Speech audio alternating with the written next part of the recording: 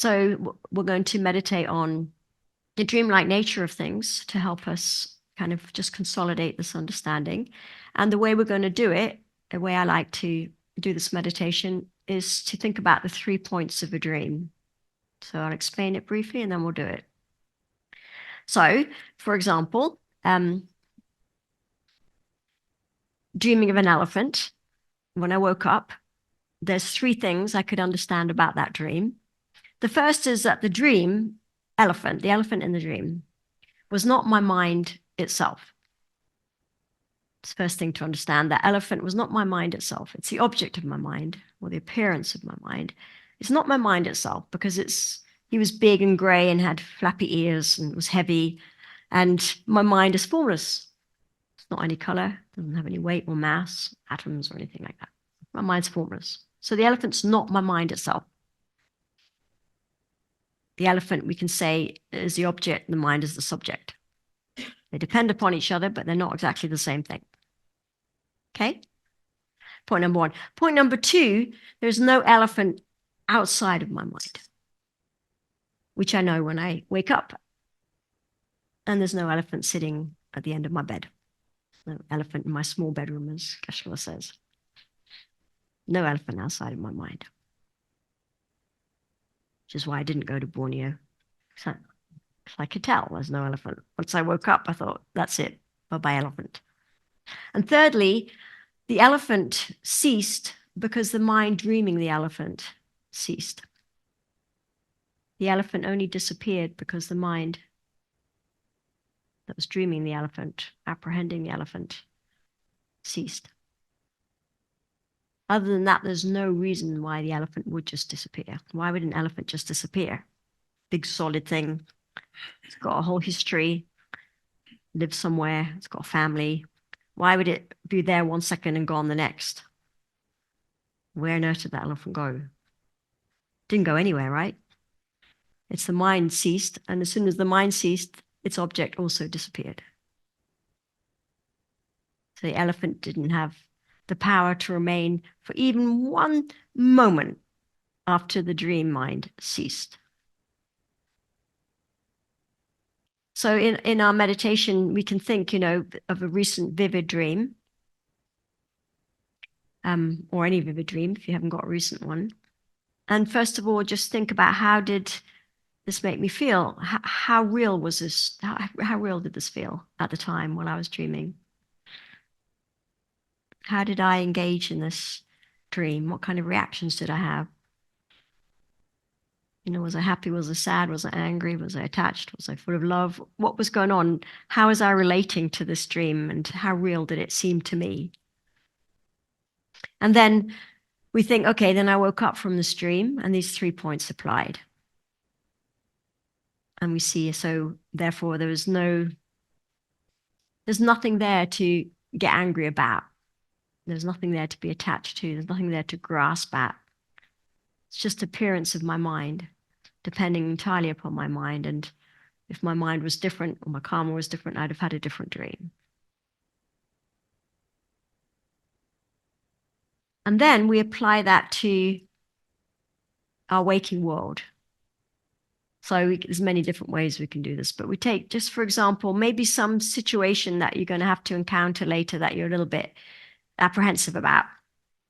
If you like, you can do this. You can use anything at all, but you're sort of thinking it through. When you think about this, you think it's real, and I'm going to have to do this and talk to this person and have this difficult conversation, and I'm not looking forward to it, and it's going to go like this, and it's all real, and I don't like it. For example, that's just something you can use. Use anything you like. Some example of some waking reality, and again, think this feels so real. And I'm reacting to it with aversion in this case. I feel like it's out there, and I'm, relating to it as if it's completely outside of my mind. And just see how we're doing that. And then we apply the exact same 3 points to this situation. For, let's say it's a boss who we're scared of. We think, okay, this boss is not my mind itself, because he or she is made of flesh and blood, and so on and so forth. The object of my mind. But this boss is not outside of my mind. Second point, not outside of my mind. Think, well, how do we know that? Well, we actually already went looking for this retreat earlier. We couldn't find it outside the mind. Then we thought about Ireland and so on. And this applies to everything.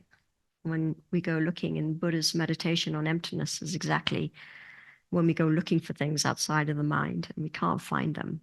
We can't find them. But even if we are not very experienced yet in that meditation, we can still think, I just know from my experience of dreaming that it's possible for something to appear to be outside the mind and not be. That's all I need to know for now. My boss appears to be outside the mind, but it doesn't prove that they are. Because if I was dreaming about my boss, they'd also appear to be outside the mind. So it's equivalent. Even though I know I couldn't reason my way into that understanding, for the purpose of this meditation, we can keep it quite simple and just think, my boss is not outside my mind. And then thirdly, think if my mind apprehending the boss ceases, then this boss will disappear. Hey. So let's think our boss, we have a certain version of our boss who's appearing like is about to fire us or something like this.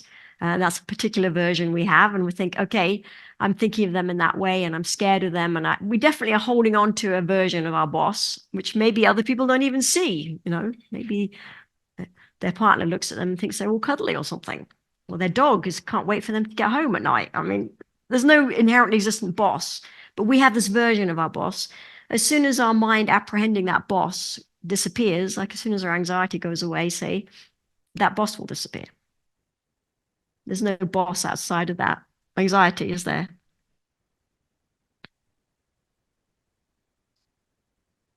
There's no boss there at all, actually. To go looking for a boss, even the name boss is a bit weird if you say it enough times. Boss, boss, boss. Anyway, there's no boss there. There's no actual boss there. You could go looking, you'll never find one. So therefore we can relax, deeply relax. What am I grasping at? What am I upset about? What am I attached to? And we relax into true nature, dreamlike nature of things. And think what this means is that my mind is creating all this. Therefore, what is important is that I master my mind, isn't it? And also what is appearing to me depends upon my karma. Therefore, it's very important I start creating the right karma for the world and experiences and life that I want. Okay, so that's the meditation we're going to do. We can begin by, once again, sitting comfortably, finding our way into our breath, and then into peaceful clarity of our mind at our heart. I'm going to leave you to do this in your own way for a few minutes.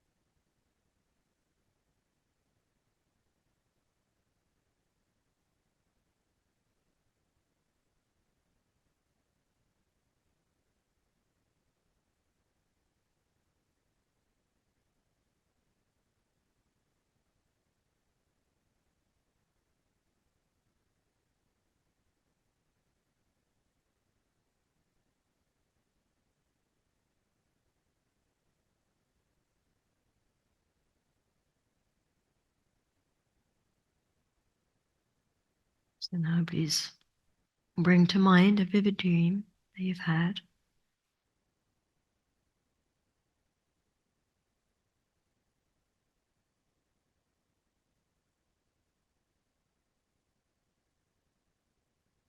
One in which you did not know you were dreaming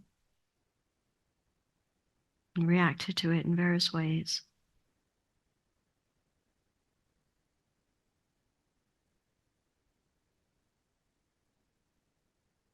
And just spend a few moments remembering how real it felt and how you related to it as such. What states of mind you developed and so on. How you had no suspicion that you were creating it yourself.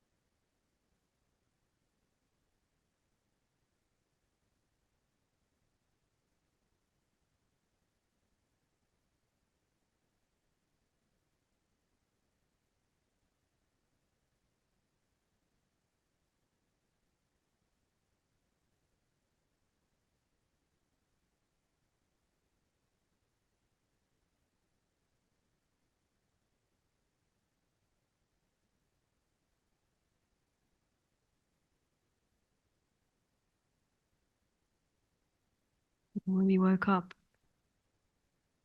we understood three things. If we dreamt of an elephant, for example, we understood that the elephant was not our mind itself, but the object of our mind.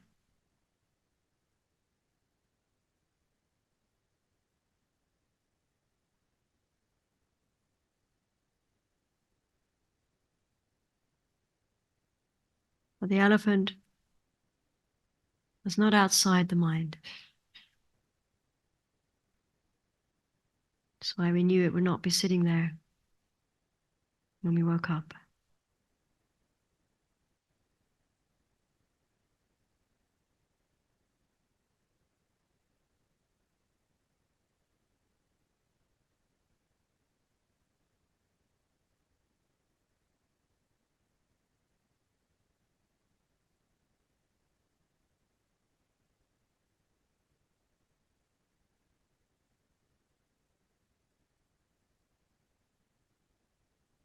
There's no elephant actually there.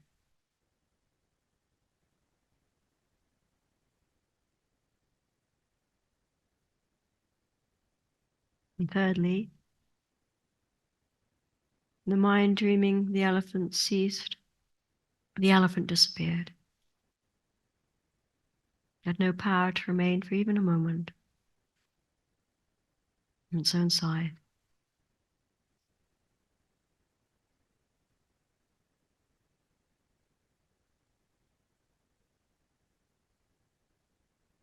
Other than the mind ceasing, why would a big grey elephant just disappear?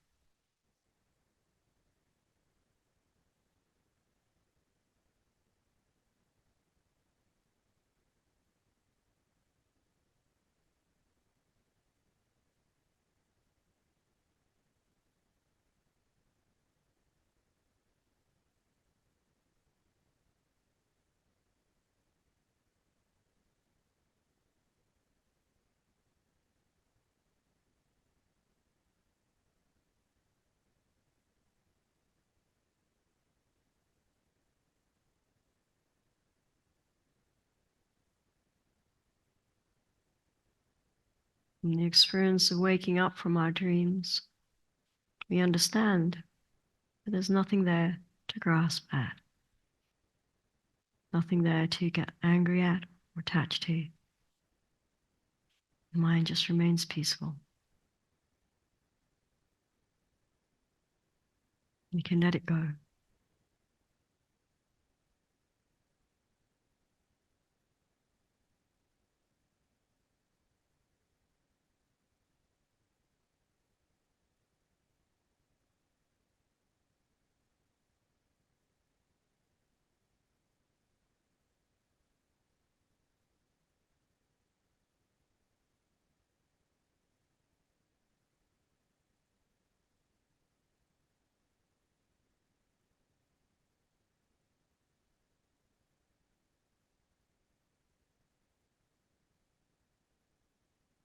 It's not just the dream elephant that ceases, it's the dream world and the dream self.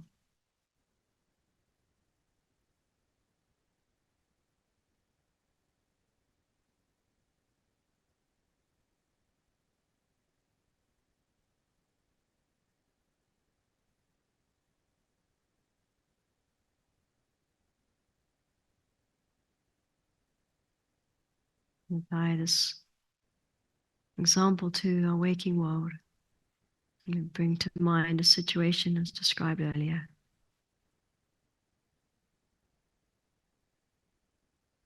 And see how you relate to it, how real it feels. How your anxiety or attachment arises in response to that feeling that it's real.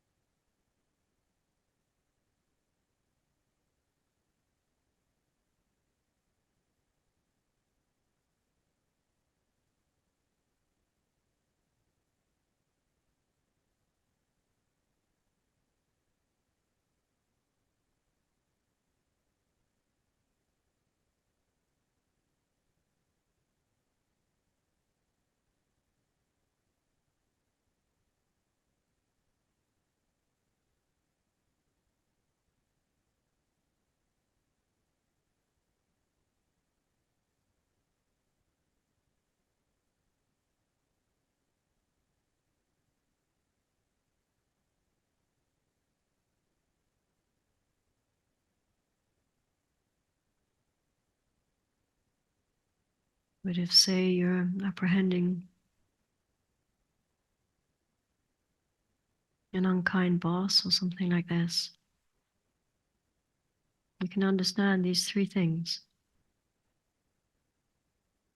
This boss is not my mind itself. The shape and color and so on, my mind is formless. It's the object of my mind, or the appearance of my mind.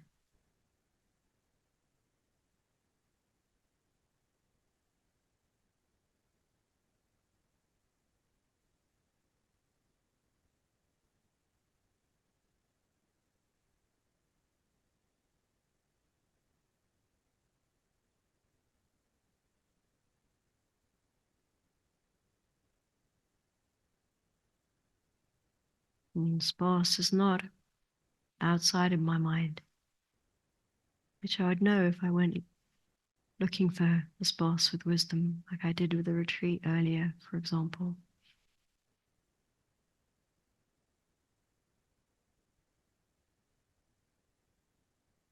I can also know from experience of waking just from a dream. The boss is no more outside my mind than the dream elephant.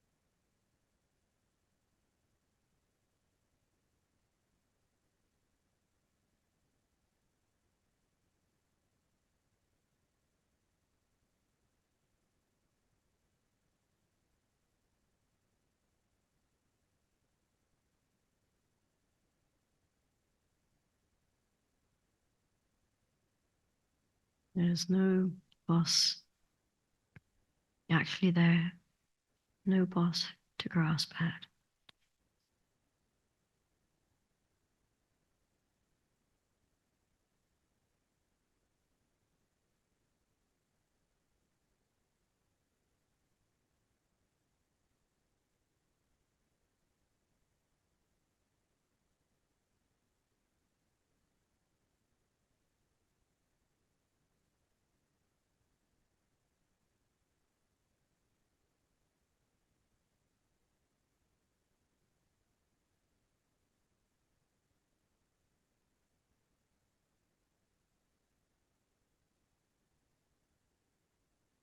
And thirdly, when my mind apprehending unpleasant boss ceases, that boss disappears. There's no power to remain for even a moment.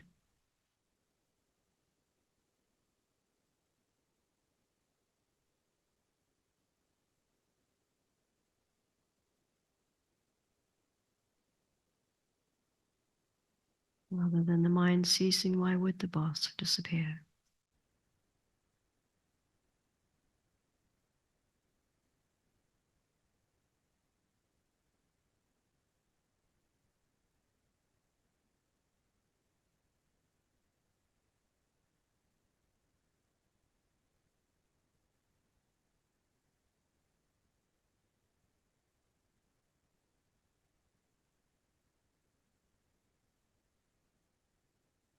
What exactly am I grasping at? What am I upset about? What am I attached to?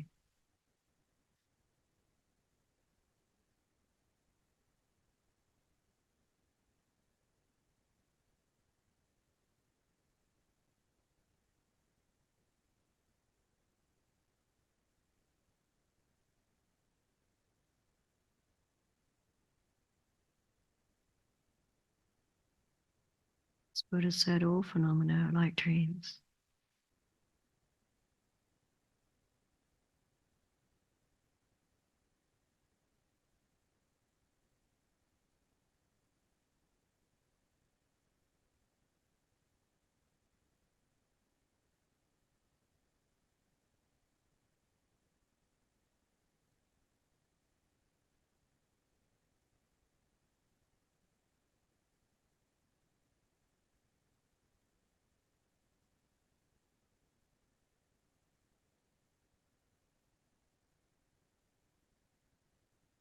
And finally, we can ask ourselves, why do I have dream of an elephant rather than a kangaroo, for example?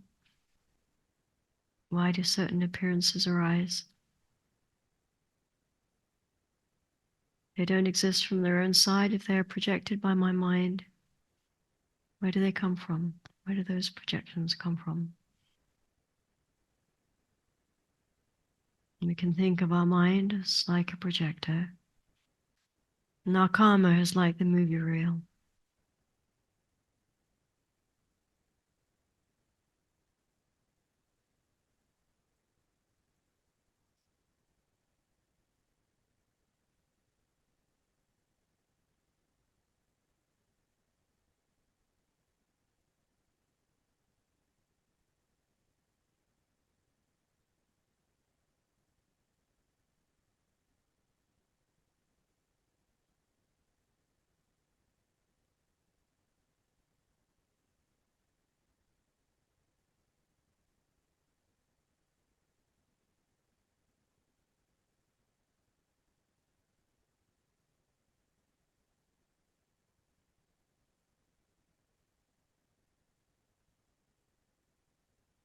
And based on what we've learned today, yes, we can think Geshe-la's advice, good heart always leads to good results. If I understand karma, then naturally I'm going to want to keep a good heart, create the reality will make me happy.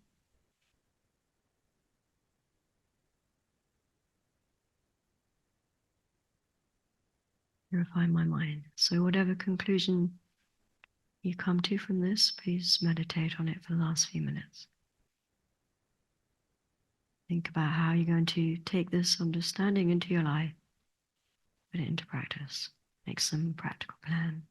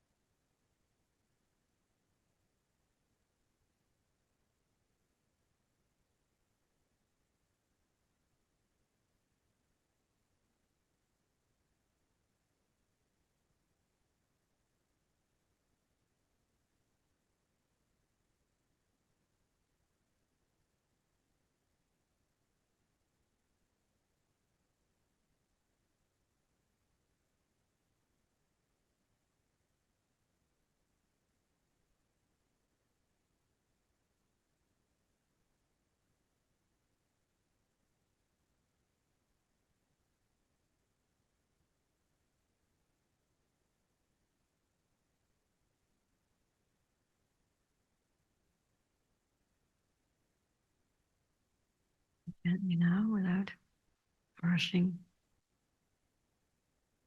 arise from your meditation.